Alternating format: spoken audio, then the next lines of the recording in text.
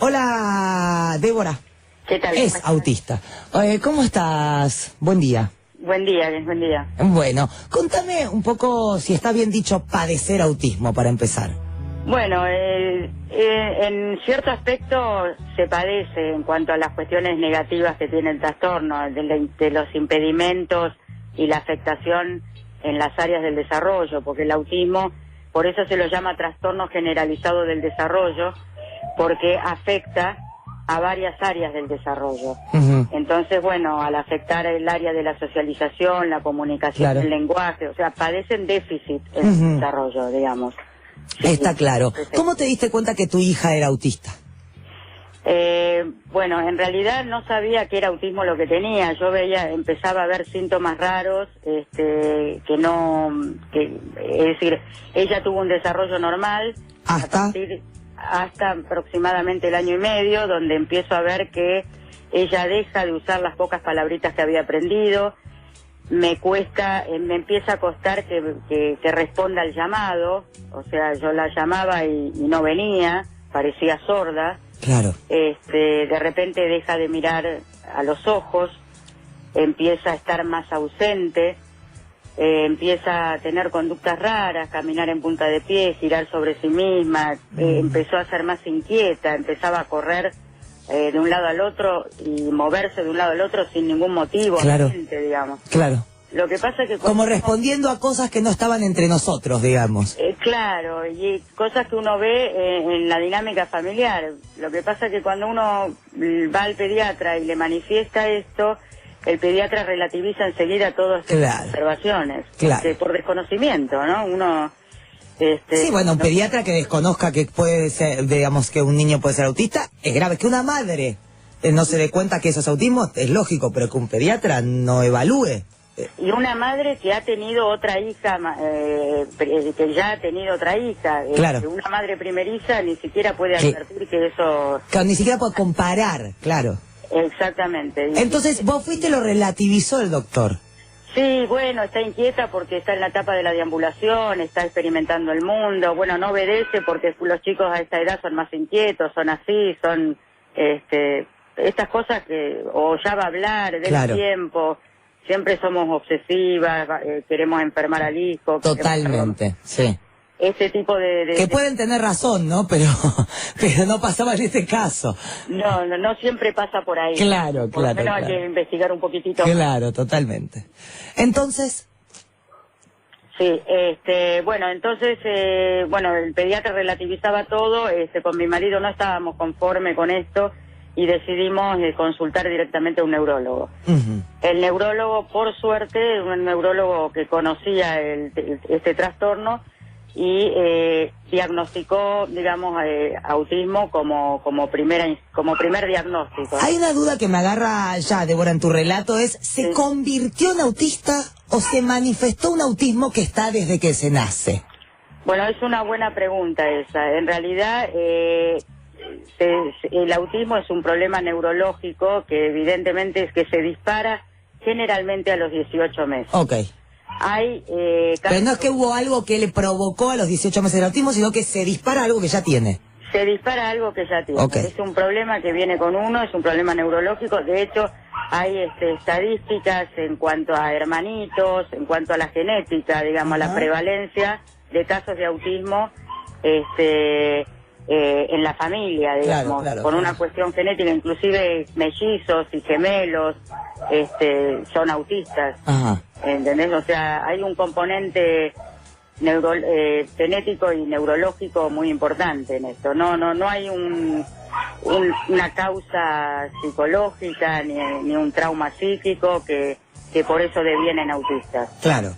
No, es un problema del neurodesarrollo. Entiendo. Y viene medio en tu código genético. Digámoslo así para entender un poco. Débora, buen día. Santiago Jeffrey te saluda. ¿Cómo te va? Buen día, ¿qué tal? Te quería preguntar, ¿el autismo está dentro de lo que vendría a ser una discapacidad? ¿Y qué pasa con la ley? Tengo entendido la 24.901. Sí, el autismo es una discapacidad. El problema es que la 24.901 es una ley muy buena de discapacidad, Lo que pasa que para nosotros resulta ser un poco amplia con respecto a la especificidad del TGD. Es decir, no abarca los tratamientos más específicos para el TGD. Ajá. Los deja por fuera y tenemos muchos problemas con las obras sociales para que cubran nuestros tratamientos. Y cada prestación que nosotros necesitamos para nuestros hijos tenemos que judicializarla. Claro. Entonces esto es una lucha terrible. Ya tenemos que luchar a diario con la discapacidad de nuestros hijos como para que el Estado nos ponga tantas trabas para poder tratar a nuestros niños. Y específicamente, ¿de qué va el tratamiento? El tratamiento es un tratamiento que se llama psicoeducativo. Ajá. Digamos, están los tratamientos cognitivo-conductual, que son los más reconocidos para este trastorno, pero básicamente psicoeducativo, ¿por qué? Porque hay que enseñarle habilidades que el chico no aprende de manera natural. Ajá. Claro. Por ejemplo, los chicos de manera natural, un ejemplo muy sencillo, los bebés de manera natural, por solo vivir en sociedad, aprenden a señalar cuando no saben hablar. Totalmente. Claro. Señalan para pedir y no saben hablar.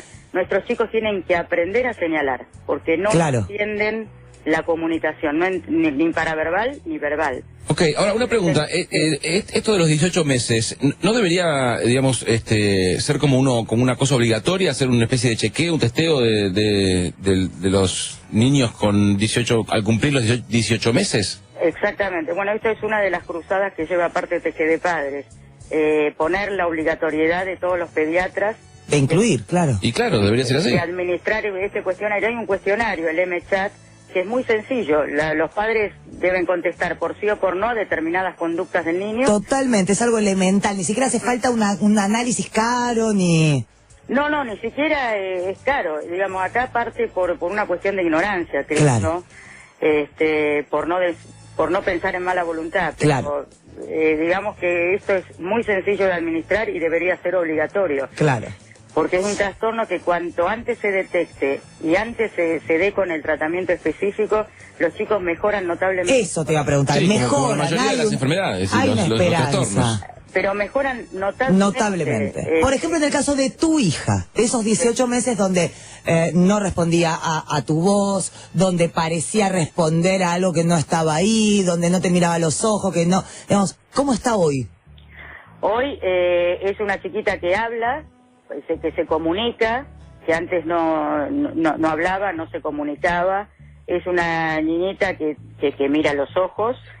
O sea, mirar a los ojos no es poca cosa. No, totalmente. Tener en cuenta al otro Totalmente. y las intenciones del otro. ¿Ella te puede relatar o contar qué es lo que sentía? ¿Tiene recuerdo? ¿Tiene registro? ¿Se puede comunicar a ese punto? Bueno, hay distintos grados de autismo. Ajá. ¿Sí? Hay autismos más leves y autismos más severos.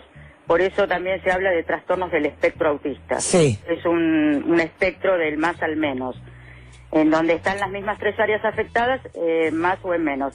Hay chiquitos que pueden tener un relato y un vocabulario muy desarrollado y pueden relatar y contar. ¿Y qué es lo que relatan? Digo, ¿qué es lo que uno puede entender de ese espectro autista?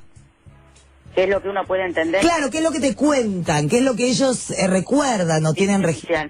Y ellos, por ejemplo, los casos más leves del cuadro, ellos pueden relatar sus dificultades. Ajá. Nosotros queremos tener amigos y no podemos, no sabemos cómo. Ujú. O sea, relatan su dificultad para hacer relaciones sociales. Claro. Cuenta, estos son los casos de autismo más leves, Claro. el síndrome de Asperger. Claro. Y pueden relatar, bueno, sus obsesiones, que no pueden parar de hacer determinados rituales, que Claro. no pueden parar. O sea, Claro. son muy conscientes y tienen un vocabulario muy rico como para poder manifestar todos sus estados internos. Totalmente. Débora, la última, antes de un poco el pedido final, ¿no? De este día que es mañana, como para recordar los 3-4 puntos más importantes de reclamo sobre del pedido por un autismo feliz, que evidentemente, por lo que entendemos, si se trata a tiempo y específicamente sobre cada niño, sin tomarlos como una masa, se puede hacer muchos avances y efectivamente se puede llegar a esto que ustedes denominan autismo feliz. ¿Cómo está representada para vos, Débora, la problemática de la chiquita de Charry, digo, ¿sirve para acercar el tema a la gente? ¿Te parece que está bien representada? Bueno, es un tema un tanto controvertido. Celebramos que por lo menos la temática se instale en la sociedad, porque es el puntapié inicial para poder hablar de esto, ¿no? Claro. Desde ahí celebramos. Bueno, nuestros hijos no tienen clarividencia. O sea... Claro, está ahí un poco, ¿no? Mezclado. Bueno, es el personaje, es la característica de esa chica, no tiene que ver con el autismo, supongo. Lo que pasa es que a veces cuando algo se desconoce mucho, se tiende también a dar esta cosa media de oscuranterismo, ¿no? Pero bueno, digamos que lo que refleja el personaje de Alma en la novela es un autismo muy, muy severo. Sí, claro. Y sin ningún tipo de trabajo terapéutico. ¿Rayman era autista? No recuerdo ahora.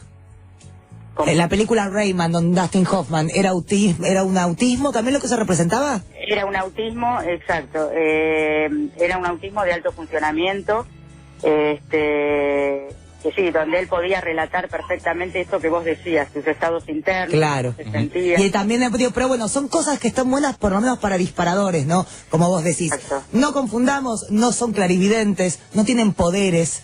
Viven encerrados en una habitación todo el día a cargo de cuidadores. No, bueno, en este caso es una familia disfuncional, ¿no? Digo, me parece que en ese punto también está lo que es el guión de la novela, donde la madre está loca, el marido se está curtiendo otra, digamos, es un quilombo, Débora. Supongo que tu casa debe ser bastante más normal.